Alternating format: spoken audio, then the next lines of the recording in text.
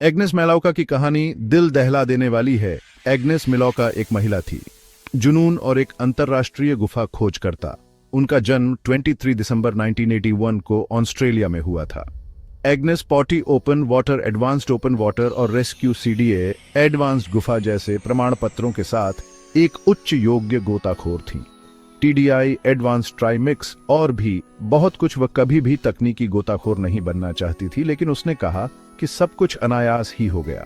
उसका जुनून उसे गहरे पानी और गुफाओं में ले गया और उसने अपनी भावनाओं का सबसे अच्छा अनुभव किया और वह एक तकनीकी गोताखोर बन गई। इसके अलावा वह एक तकनीकी गोताखोर थी, अंडर वाटर फोटोग्राफर, लेखक, समुद्री पुरातत्वविद और गुफा खोजकर्ता। एग्नेस कई अंतर्राष्ट्रीय गोताखोरी परियोजनाओं और वृत्तचित्रों का हिस्सा थीं। ये कोई आश्चर्य की बात नहीं थी कि एग्नेस को एक गोताखोर के रूप में अंतर्राष्ट्रीय पहचान मिली, क्योंकि वह हमेशा ऑस्ट्रेलिया भर में गहरी गुफा प्रणालियों में उतरती थी और फ्लोरिडा वह उन स्थानों से कहीं आगे निकल गई जहां अन्य गोताखोर पहले गए थे, और वह इसमें हमेशा सफल रही थी। वह गोताखोरी और समुद्री पुरातत्व के अपने पेशे में एक सार्वजनिक वक्ता और लेखिका भी थी। एग्नेस की जीवन यात्रा से पता चला कि वह गर्मियों के दौरान अपने जुनून के लिए समर्पित थी। 2007 एग्नेस ने सेंट ऑगस्टीन, फ्लोरिडा में लाइट हाउस पुरातात्विक समुद्री कार्यक्रम लैंप के साथ एक इंटर्नशिप कार्यक्रम पूरा किया, जो सेंट ऑगस्टीन लाइट हाउस और संग्रहालय का अनुसंधान घर था।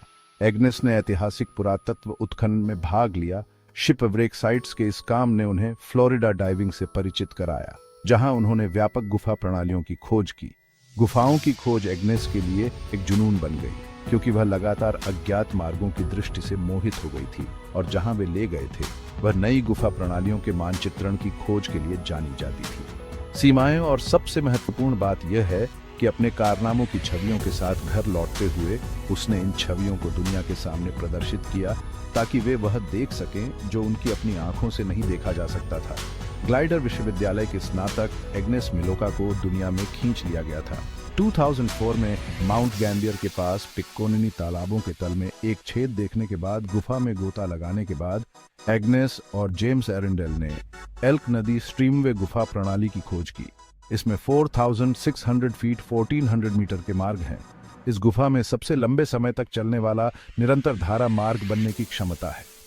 विक्टोरिया, ऑस्ट्रेलिया में क्रेक के मध्य बिंदु पर पहुंचने के बाद एग्नेस ने एक महिला के लिए ऑस्ट्रेलिया में सबसे लंबी गुफा में गोता लगाने का रिकॉर्ड बनाया था।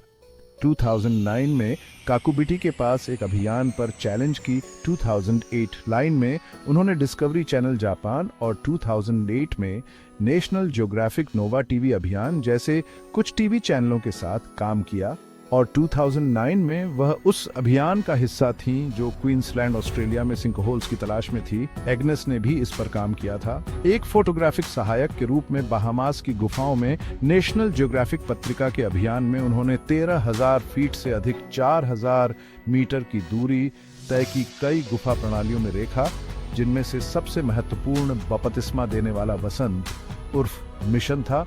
उसने और जेम्स टोलन ने मोर झरनों और बपतिस्मा देने वाले झरने के बीच संबंध बनाने के लिए 9800 फीट 3000 मीटर से अधिक जोड़ा। अपने जुनून के कारण उन्होंने एग्नेस माइलोका प्रोजेक्ट नामक एक टीवी श्रृंखला शुरू की, जहां उन्होंने वेज स्माइल्स और कास्ट प्रोडक्शंस द्वारा फिल्माए गए पानी के नीचे की गुफाओं के फुटेज दिखाए। उन्होंने जेम्स कैमरून की फिल्म के निर्माण के दौरान अभिनेताओं के लिए गुफा में गोता लगाने वाले प्रशिक्षक के रूप में काम किया, जिसके लिए उन्होंने पुरस्कार जीता। 2011 में डाइव राइट एम्बेसडर और अंत में उन्होंने ट्रिमिप फैशन लेबल के लिए उनकी लघु फिल्म बर्थ में डाइविंग सुपरवाइजर के रूप में काम किया। टैंक गुफा घटना से पहले उनके निधन का सम्मान करने के लिए फिल्म उनके नाम पर समर्पित की गई थी। एग्नेस ने पॉलिश रेडियो स्टेशन के साथ एक साक्षात्कार किया था। उनसे पूछा गया कि क्या किसी साथी गोताखोर की मौत ने उन्हें थोड़ा डरा दिया है। उन्होंने जवाब दिया कि मैं गोता लगाने से नहीं डरती, किसी भी समय कोई भी मर सकता है, इसलिए आपको अपना जीवन ऐसे जीना होगा जैसे कि कल आपका आखिरी दिन हो सकता है। मुझे गोता लगाना पसंद है, मैं भावुक हूँ इसके बारे में, और मैं ऐसा मत सोचो कि कुछ भी मुझे ऐसा करने से रोकेगा।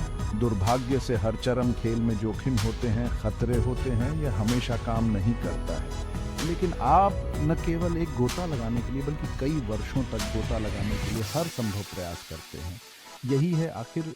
यह सब क्या है? लंबी उम्र, आपको सुरक्षित रूप से गोता लगाना है, लेकिन ऐसे जीना है जैसे कि हर दिन आपका आखिरी दिन होने वाला है। ये एक महिला के दिल को दर्शाता है कि मौत का डर भी उसे अपने जुनून से नहीं रोक सका, और वह सच में जी गई। ये गोताखोरी में उसकी आखिरी सांस तक था।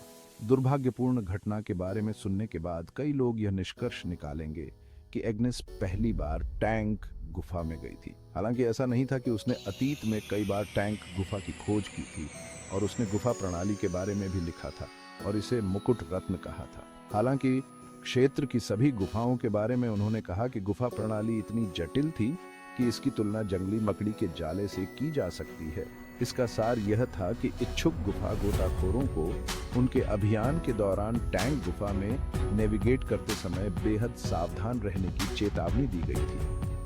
टैंक गुफा, जिसके बारे में उन्होंने ट्वीट किया शुक्रवार 25 फरवरी 2011 को, एग्नेस गुफाओं की व्यापक भूल भुलैया की खोज कर रही थी। एग्नेस की हवा खत्म हो गई और उसका दम घुट गया। जब वह अस्त व्यस्त हो गई तो उसका शरीर प्रवेश द्वार से लगभग 1800 फीट 550 मीटर दूर 66 फीट 20 मीटर पानी के एक तंग हिस्से में डूबा हुआ पाया गया। गुफा, लेकिन वह अपनी मृत्यु से पहले फंसी नहीं थी। एग्नेस की मृत्यु गुफा की दीवारों और फर्श से निकलने वाली गाद के परिणाम स्वरूप हुई थी। अपने गोताखोर साथी से अलग होने पर ऐसा लग रहा था जैसे वह अपनी आखिरी सांस तक शांत रही। जबकि वह खुद को बाहर निकालने की कोशिश कर रही थी, उसे कुछ भी दिखाई नहीं दे रहा था और वह गुफा से बाहर निकलने में असमर्थ थी। इससे पहले कि वह हवा से बाहर निकलती, उसकी मौत भी हो सकती थी। घुमावदार और संकीर्ण सुरंगों में उसकी आक्रामकता के परिणाम स्वरूप एक बहुत ही संकीर्ण चट्टानी मार्ग में गोता लगाने के बाद गोताखोरों को लगभग 1 घंटे का समय लगा। वह अकेली रह गई थी, क्योंकि जिस स्थान पर उसने गोता लगाया था वह एक समय में 2 गोताखोरों को नहीं ले सकता था, जिसके परिणाम स्वरूप यह उसके खिलाफ नहीं था। करने के नियम: इन विशिष्ट परिस्थितियों में स्वयं गोता लगाएं।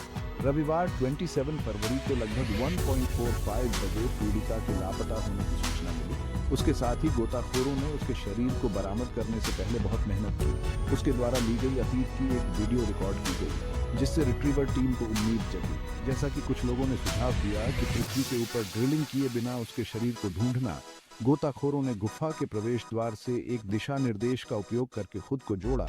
उन्होंने रास्ते में आपातकालीन टैंक तैनात किए, जो उन्हें अपने मृत दोस्त के पास मिला। लापता होने की रिपोर्ट के कई घंटे बाद उनका शव लगभग 1970 में बरामद किया गया था।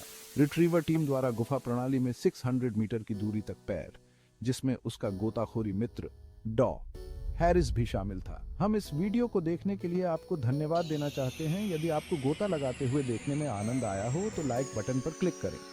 हमारे चैनल को सब्सक्राइब करें, जब हम गुफा में गोताखोरी की एक और रोमांचक कहानी लेकर वापस आएंगे।